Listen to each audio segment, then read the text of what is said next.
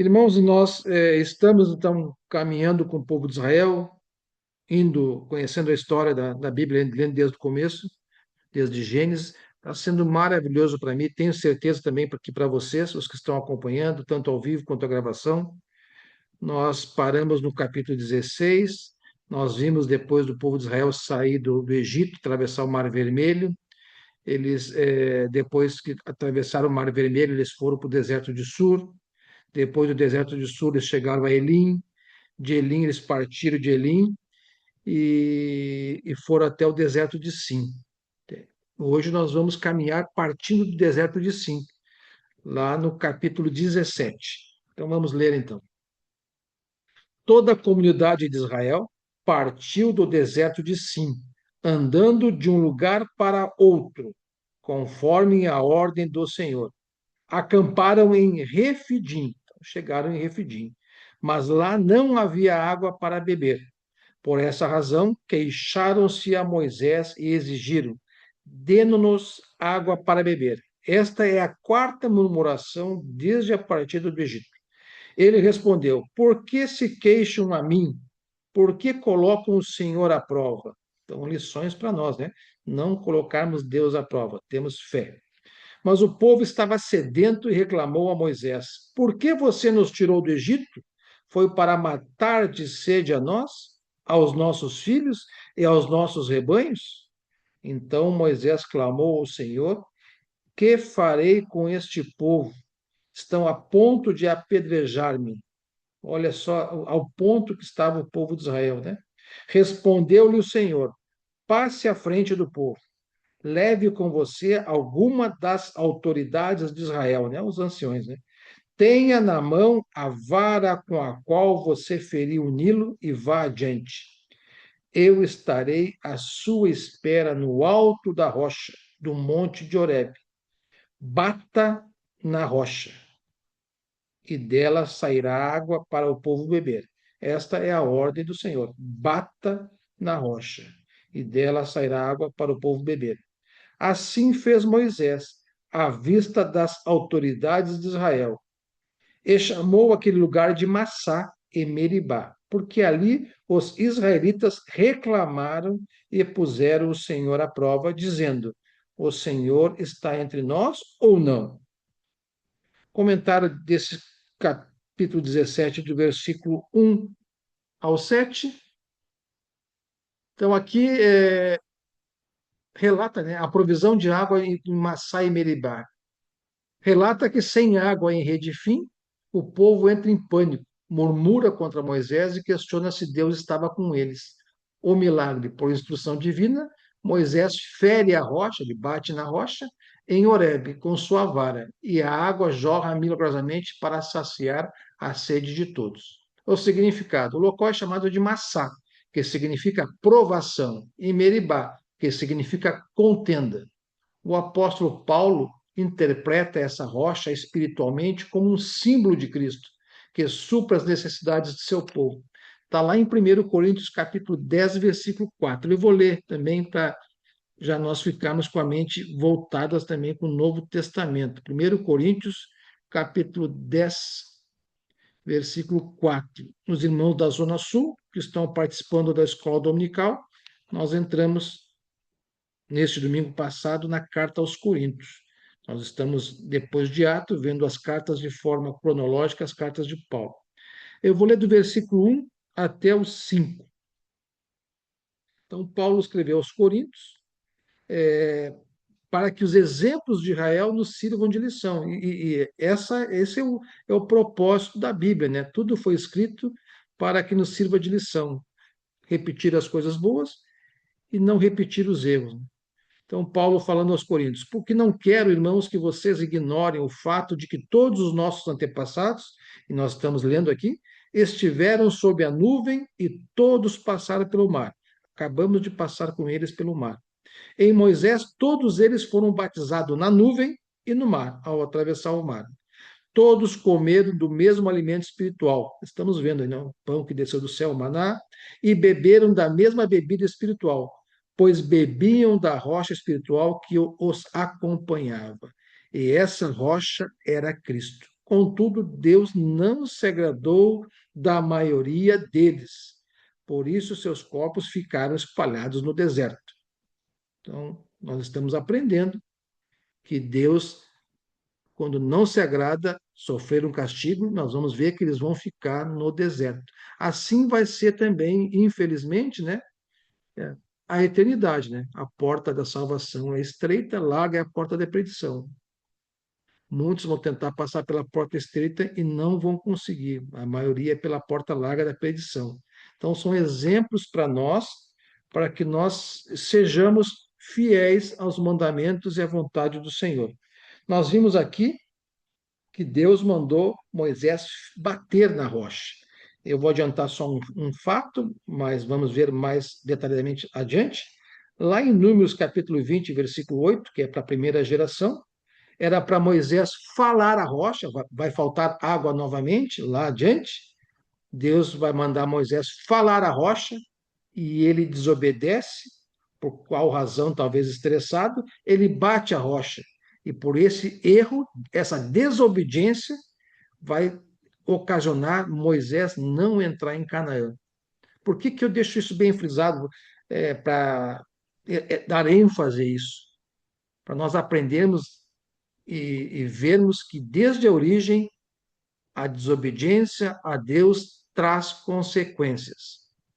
Aquela história que Deus é misericordioso, mas ele é justo. Então, é para nós aprendermos que um pai que ama seus filhos, ele disciplina seus filhos. Então, vamos agora dar sequência na leitura. Versículo 8 do capítulo 17. Sucedeu que os amalequitas vieram atacar os israelitas em Refidim, onde eles estavam. Então Moisés disse a Josué: escolha alguns dos nossos homens e lute contra os amalequitas. Amanhã tomarei posição no alto da colina com a vara de Deus em minhas mãos. Josué foi então lutar contra os amalequitas conforme Moisés tinha ordenado. Então, esta é a primeira batalha que o povo de Israel está enfrentando no deserto, batalha guerra, né? Moisés, Arão e Ur, porém, subiram ao alto da colina. Enquanto Moisés mantinha as mãos erguidas, os israelitas venciam. Quando, porém, as abaixava, os amalequitas venciam. Quando as mãos de Moisés já estavam cansadas, eles pegaram uma pedra e a colocaram debaixo dele, para que nela se assentasse. Arão e Ur mantiveram erguidas as mãos de Moisés, um de cada lado, de modo que as mãos permaneceram firmes até o pôr do sol. E Josué derrotou o exército dos amalequitas ao fio da espada.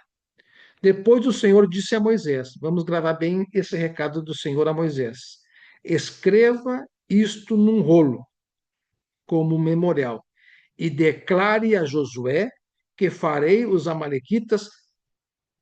os amalequitas sejam esquecidos para sempre debaixo do céu. E Deus cumpre suas promessas, e isso aconteceu, nós vamos ver também isso. Moisés construiu um altar e chamou-lhe: o Senhor é minha bandeira. E jurou, olha o juramento, né?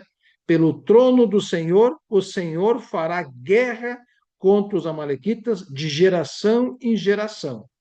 E isto aconteceu. Eu vou antecipar aqui uma leitura de Deuteronômios, capítulo 25, versículo 17. Deuteronômios, nós vamos chegar lá também, se Deus quiser, é um livro escrito por Moisés para a segunda geração. Números para a primeira geração, no deserto, e Deuteronômios para a segunda geração. Capítulo 25, versículos 17 a 19. Então, só para já ficar na mente de você, na nossa mente aqui, essa promessa do Senhor, os amalequitas vão sofrer porque abusaram e lutaram contra o povo de Israel, recém saíram da escravidão e já enfrentaram, né, o povo de Deus. Então, versículo 17, o Senhor falando, né, para a segunda geração no deserto. Lembrem-se do que os amalequitas lhes fizeram no caminho. Nós estamos vendo agora.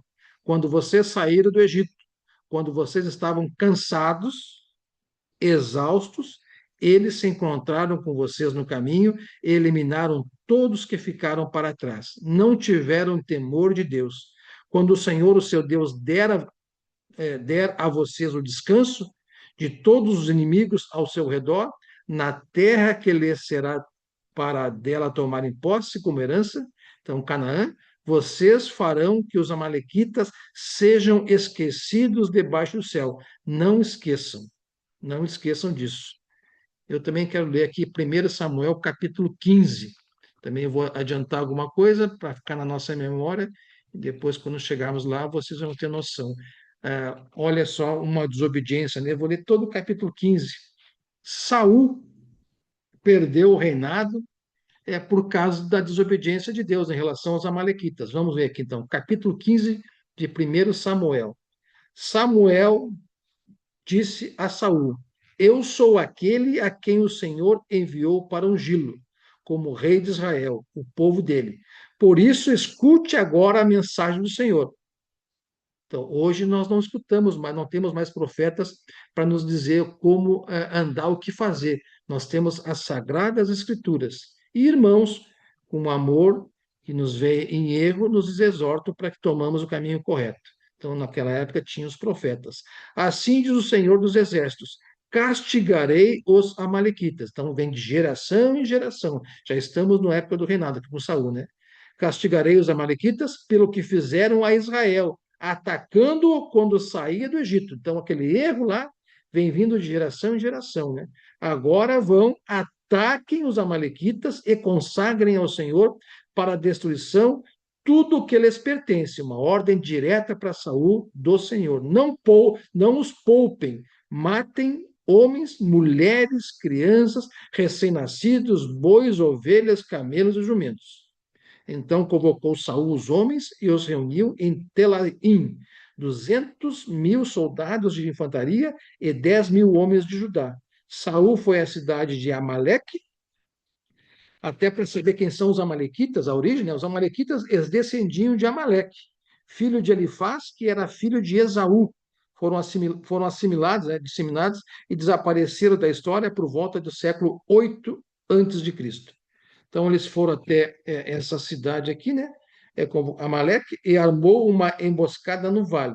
Depois disse aos queneus: retirem-se, saiam do meio dos amalequitas, para que eu os não destrua junto com eles, pois vocês foram bondosos com os israelitas quando eles estavam vindo do Egito.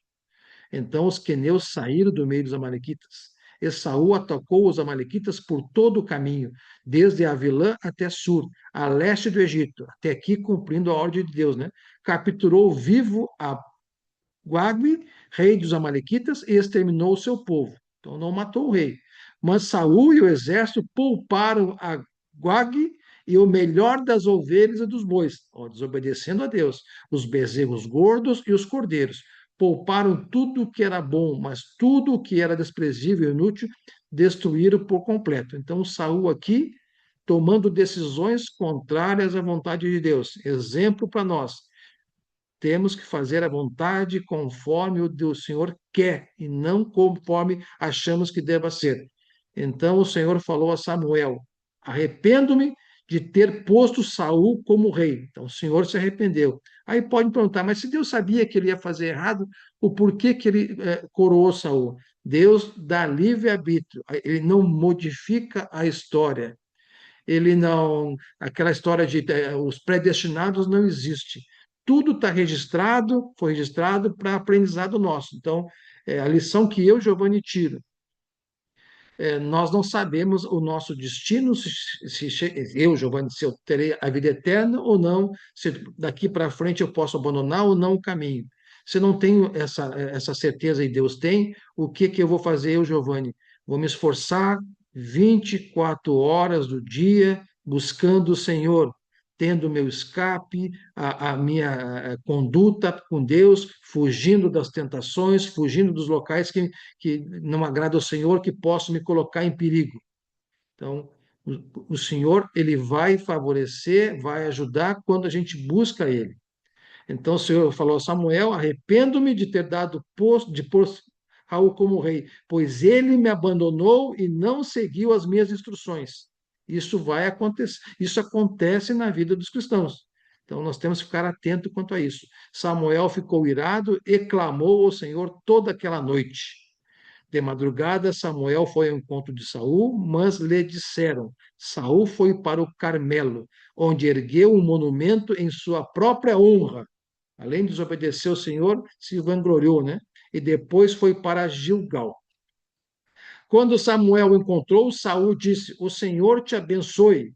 Eu segui as instruções do Senhor. Samuel, porém, perguntou: Então, que balido de ovelhas é esse que ouço com os meus próprios ouvidos? Que mugido de bois é esse que estou ouvindo? Respondeu Saul: Os soldados os trouxeram dos amalequitas, eles pouparam o melhor das ovelhas e dos bois para sacrificarem ao Senhor, o teu Deus, mas destruíram totalmente o restante. Já colocou até a culpa nos soldados, não assumiu os seus erros, né? Samuel disse a Saul: Fique quieto, eu lhe direi o que o Senhor me falou esta noite. Então, puxou as orelhas de Saul e vai dar o recado de Deus para Saul. Respondeu Saul: Diz-me então. E Samuel disse: Embora pequeno aos seus próprios olhos, você não se tornou o líder das tribos de Israel? Então, fez uma pergunta: embora você era pequeno da tribo, né? Não se tornou o rei de Israel? O Senhor o ungiu como rei sobre Israel e o enviou numa missão ordenando: vá e destrua completamente aquele povo ímpio, os amalequitas. Guerreie contra eles até que os tenha eliminado. Por que você não obedeceu ao Senhor? Por que se lançou sobre os despojos e fez o que o Senhor reprova? Disse Saul: Mas eu obedeci ao Senhor, cumpri a missão que o Senhor me designou. Trouxe Agag, o rei dos Amalequitas, mas exterminei os Amalequitas. Os soldados tomaram as ovelhas, os bois de despojo, o melhor que estava consagrado a Deus, para a destruição, a fim de os sacrificarem ao Senhor seu Deus em Gilgal. Samuel, porém, respondeu: lição para nós também aqui. Acaso tem o Senhor tanto prazer em holocaustos e em sacrifícios, quanto em que se obedeça a sua palavra? A obediência é melhor do que sacrifício. Então, Giovanni, minha reflexão, não adianta me sacrificar eu e no culto domingo, estar em estudos online, estar presente, uma aparência de cristão, os sacrifícios, né? Se a minha obediência, a minha prática não condiz com o que eu sei. Então, aqui é um aprendizado. A obediência é a melhor coisa para se fazer a Deus. Jesus disse lá em João 14, 21, aqueles que conhecem meus mandamentos e obedecem, esses são os que me amam. Então, se eu quero amar a Deus como Ele quer, eu tenho que conhecer os mandamentos e obedecer.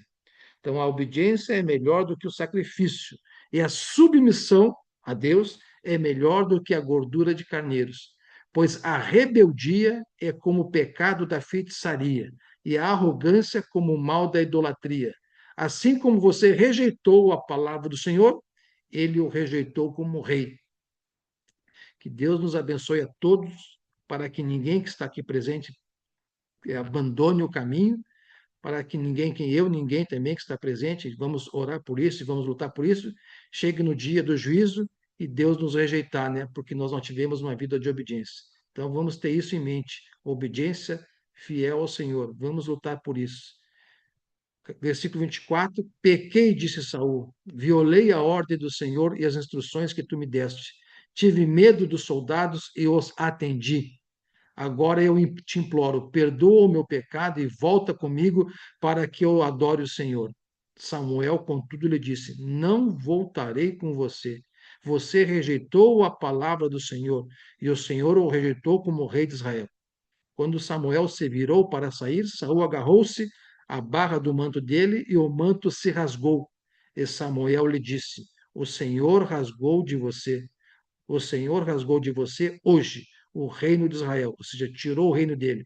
Eu entregou a alguém que é melhor que você. Vai entregar Davi, né? Não sabemos, né? Aquele que é a glória de Israel não mente nem se arrepende, pois não é homem para se arrepender. Então, Deus é isto.